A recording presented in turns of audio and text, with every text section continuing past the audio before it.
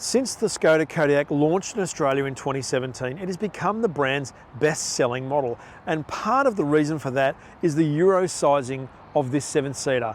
It's a large SUV, but it actually sits right at the top end of medium SUVs when it comes to sizing. So it has competitive space for 7 people, but doesn't take up too much room outside. And about the only other SUV I can think of that can do that is the Peugeot 5008, which also happens to be European, because Europe is old and cramped. Now, the RS has long been the most popular variant in Australia, historically accounting for around 40% of total Kodiaq sales. But that model had previously been a twin-turbo diesel 4-cylinder, and now we have switched to a turbo petrol 4-cylinder, which is part of the appeal of this 2022 model. Gone is the diesel, now petrol-powered, using the same engine tune as a Golf GTI or a Skoda Octavia RS. So there's a lot of appeal in this 7-seater here, because not many of this type of vehicle actually have a sports flavour, and certainly not for an affordable price. Now, what has changed for 2022? Not really a lot. It's all about detail finessing. The lights at the front here are new. You can get matrix LED lights in this car. You can get sequential indicators in the back of the RS model, which does add a level of pizzazz, although the front doesn't have that. There have been a few tweaks around the grille area, just little bits and pieces. This is race blue, which is a colour for the RS model. The only other colour it really comes in is red. The rest are all silver, grey. Steel grey is kind of cool. It looks like the old Nardo grey on an Audi RS, but this one is sort of kind of the brightest of the lot. Another new thing on this car are these 20-inch alloys, clad in really high quality Continental Contisport Contact 5 235/45 R20 tyres. Intriguingly, this design is all about aero for the car, but if you lean in here and pull these bits off, you actually get what the alloy looks like without the plastic infill. I reckon I'd try to take that out and leave it like that, but let us know what you think.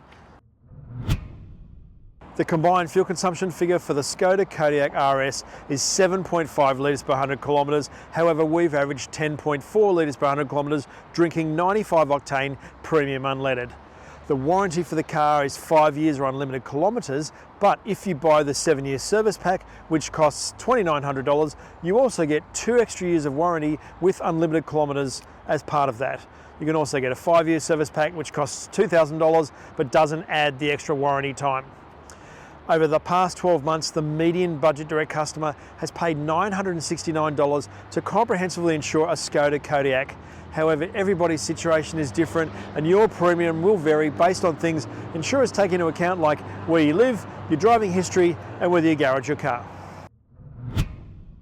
Now, when the Kodiaq launched in 2017, I liked the general aesthetic of the architecture in here, but I don't think all the finishes quite matched the high quality standard of some of the other Volkswagen Group products. But this 2022 RS has definitely achieved that. It is a really nice, cohesive cabin in here. The main difference is this sort of faux carbon fibre stuff. If it's real, then yeah, I won't believe that. But it does look heaps better than the trim that was there before. It goes around here and on here. We have sort of a nice padded dash top here with this red stitching that runs all the way along the top here, along the padded armrests and the doors, although they're not really that padded. We can tell a couple of things in here that aren't quite to the upper level of VW Group stuff, although the Mark 8 Golf still isn't great in this area. You know, hard plastic here, that's padded there, but these door grabs here, which are great, are hard plastic, but that's about the end of the nitpicking. The rest of it is really good, beautifully laid out, really logical. We have dual zone climate control here, really easily accessible, not buried in the 9.2-inch screen up here. This screen here blends with wireless Apple CarPlay, wireless Android Auto, and wireless phone charging down here. So all of that is really top spec for 2022. We've got 2 USB-C ports down here, plus a 12-volt outlet there. This car has the Canton German 12-speaker sound system that is not currently available for order at the moment, or it is, but you just need to wait for a bit. It has 12 speakers, a subwoofer, a central speaker up here, and a digital equalizer, and that sounds really good. I feel like if you do like music, then that's something that you should opt for. The seats in the RS are very similar in design to that in the sport line below it, but they do have 3-setting ventilation and heating, which really, the ventilation thing, great. Again, accessible through the touchscreen here, but pretty easy. You just push that button there and then do the settings just there. It has red stitching again in this diamond quilted pattern. RS on the top up here. There's little carbon fibre-ish bits down the side that's shared with the Golf R. And also we have more red stitching on the adjustable armrest here, which is bloody great, and the gear boot here. And the steering wheel, which has a slight flat bottom, but blends with a really good driving position and a great view. This cowl isn't too deep in the Kodiaq. It sort of sits closer to the driver. You can see much of the bonnet, which is again unusual in a modern car. And there's just a general great sense of being slightly elevated above the road, but not distanced from what you're doing in your driving. Now, one of the things that Skoda prides itself on are all those sort of clever little bits and pieces. So I'll try and remember what they all are, but obviously it's things like these little door bins that could also act as a sick bag if you were desperate. That sort of clip in and out and that sort of stuff. We've got carpeted door bins here, easily fit 1.5 litre bottle in the front here at least. This armrest can flip up and flip out of the way. And when you pull this stuff out of the centre here, you've got this section here, which I reckon would be perfect for McDonald's takeaway or drinks, heaps of coffees, all that sort of stuff. Again, just a neat little clever thing. 2 cup holders built into that there. Get rid of that key. We also have a double glove box. The bottom one, which has a little air conditioning vent over here for a bit of chilling. The upper one, which is hidden behind this faux carbon fibre thing, which is rubberized in here, just quite deep. Again, just a cool little bit of detail. It's stuff like that that makes something like this sort of a really usable car.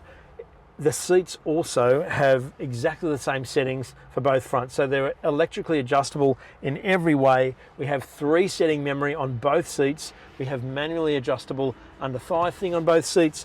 And we have multi-way electric lumbar on both seats. So if you can't get comfortable in a Kodiaq RS, I think you might be doing it a little bit wrong.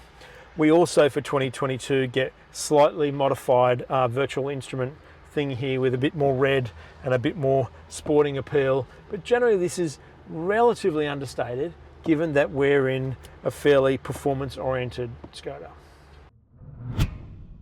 Now, where the Kodiaq really starts to hit home in this middle row, because even though it's exactly the same size as a Tiguan Allspace, I reckon it's actually a bit better packaged. This seat here is on runners. I'm all the way back here, sitting behind myself, acres of leg room, knee room, foot room, everything. Even sitting below the panoramic roof, I've still got a fair amount of room above myself, although I'm only 5'10", and this adds a massive amount of vision.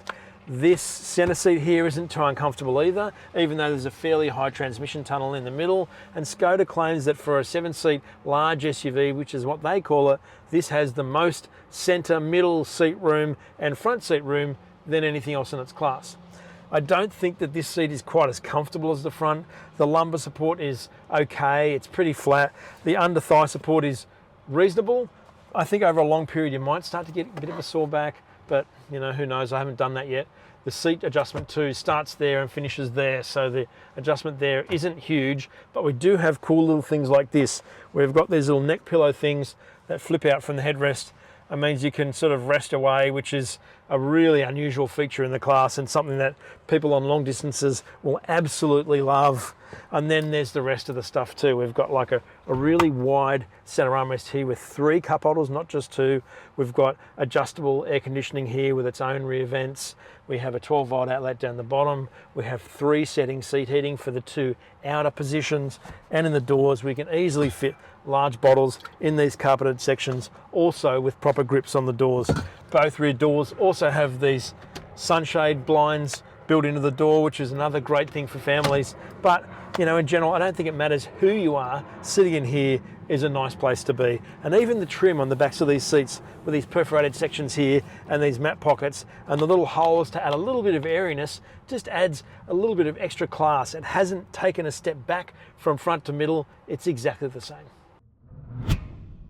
Now, not only is the second row seat on runners, so it goes from here to here, split 60-40, but if you pull this tab here, the backrests clip down flat, and if you pull the clip at the top, it tilts and slides and allows access into the third row.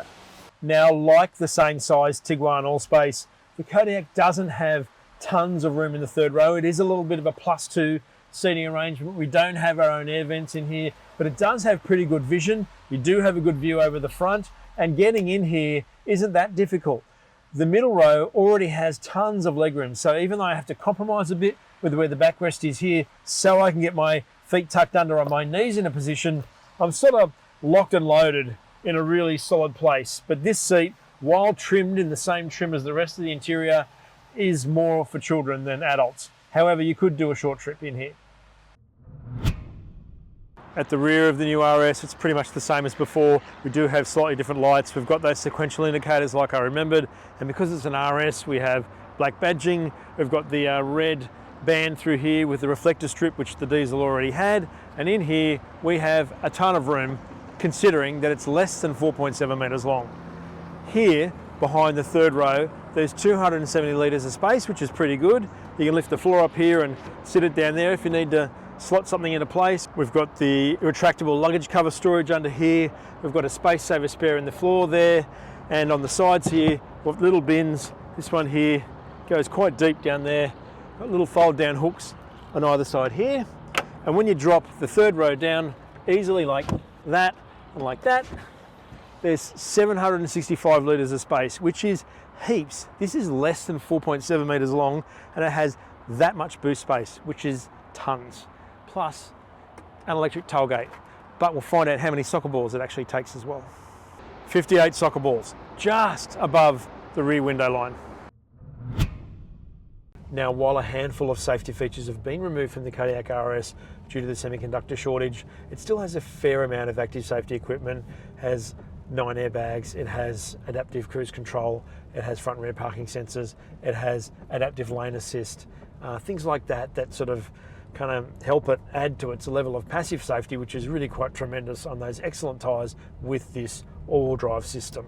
Now, it doesn't have rear cross traffic alert, and it doesn't have blind spot monitoring at the moment, although they will return.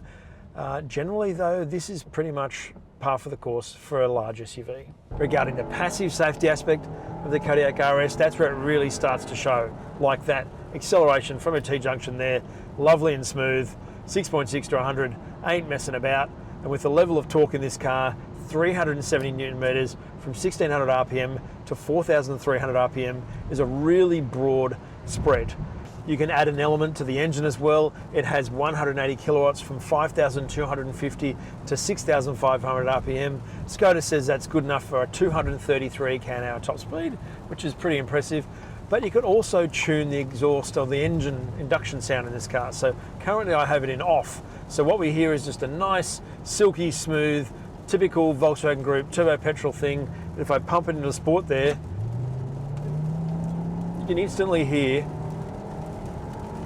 it has that note added on top of it. And you can adjust all that in the drive modes by going into individual, which I've been driving it in, and turning it off, because I don't know, I think I'd prefer it without it. But we still have sport, normal, comfort, eco and snow modes, plus an off-road mode down here. Generally, every time you start the Kodiaq RS, more than generally, it does it every time, it goes to normal. But you just don't need to drive it in comfort, I don't think. You can leave it with normal dampers and then tweak around the aspects, like I have sport steering because I think it's a little bit firmer and just suits the car better, to make the Kodiaq RS a really sweet driving experience for a semi-warm to hot 7-seat SUV. So the progressive steering in this car is really quick weighted. It's only 2.1 turns lock to lock, like it is in a Golf GTI and other relatives on this MQB platform. And that adds a level of agility to the car that really is quite nice, actually. The steering fillet straight ahead is still not too bad, but once you hook into a corner, it really starts to bite. And the back end in this car, I'm not sure what's actually going on in there, but it really does help the Kodiaq RS turn in. This is a surprisingly agile 7-seat SUV, especially given the fact that it weighs 1,790 kilos, which is why it only does 6.6 to 100, despite being all-wheel drive. But that 1.8 tonne mass is way below what most large SUVs are. They're sort of 1,800-ish for front drive variants to 2 tonnes for the all drive ones. And you know, medium SUVs are nudging up towards that are much smaller than this. So There's something really going for the Kodiaq RS in terms of that suaveness. Now, the performance of the car isn't overwhelming. It does a pretty good job of accelerating. I think it's best from a standing start where it grabs that short first gear and goes. It's more about the drivability of it. All of that torque that it has really makes it quite effortless. And that combines with a really quite surprisingly excellent ride. It has 20-inch wheels in this car, of course, only 235 wide tyres, but it doesn't need them to be any wider. It just rides really well on almost all surfaces. In normal, that's all you need. Comfort is probably a little bit too floaty on really undulating stuff. It's best for sort of lumpy freeways, I suppose, rather than driving around town. Normal is more than enough in terms of its suppleness, and yet you can even drive it in sport and it's still not uncomfortable. And I think the fact that the Kodiaq RS achieves all that, obviously by having adaptive dampers, but while wearing 20-inch alloys, really sets it apart from other large SUVs. I know a Mazda CX-9 is probably a lot bigger, well actually is a lot bigger than this car, but it struggles a little bit on 20-inch wheels, whereas this car makes wheels that big look like a breeze. Owing to the global semiconductor shortage, the Skoda Kodiaq for MY22 has been delayed by close to 6 months, and not all the spec that was originally promised in the car is available. The $74,990 drive-away price for this turbo petrol RS includes everything. However, there are still 4 things that are not on the table in terms of if you want to option them, you cannot get an actual delivery date from the dealer as yet until supply improves. They are the 12-speaker Canton stereo, blind spot monitoring, rear cross traffic alert, and electric rear child door locks. They're just manual. This car here has all those features, and there are still cars in dealers here and there that have all that stuff. And certainly if you ordered your car in the middle of last year, you may have a better chance at getting the one with the full spec, but if you order one right now, there can't be a set delivery time. But none of that takes away from just how excellent the Kodiaq RS is as an all-round sporting 7-seater. This is not a balls-out performance car, but at the same time it has a really nice flavour to the way that it drives. It rides nicely, it seats comfortably, it is not oversized on the outside, but it is surprisingly spacious on the inside. And when you put all those cool little features together, the nice build quality of the car, the great stereo in this one, which has that Canton stereo, and also those service packages like $2,900 for 7 years of service plus a 7-year warranty makes this amazingly good value, especially compared to other European medium to large SUVs that do a similar thing. And also, you're driving a Skoda, so you're not driving the predictable car. You're driving something that says, I'm a little bit different, I'm not afraid to be a bit individual, and you can get it in cool colors like this and that Audi RS kind of steel grey, which I think looks really good on the car. So, there's definitely room to move beyond the Kodiaq RS in terms of offering more performance, potentially slotting in one of those 220, 230 kilowatt engine tunes of this engine, but does it really need it? I don't know, I don't think so. I think this is a nice sweet spot for a nice price with great value, and it's just something out of the ordinary. Let us know what you think in the comments below, and if you haven't subscribed, please do so below the video and hit the notification bell. Thanks for watching Chasing Cars.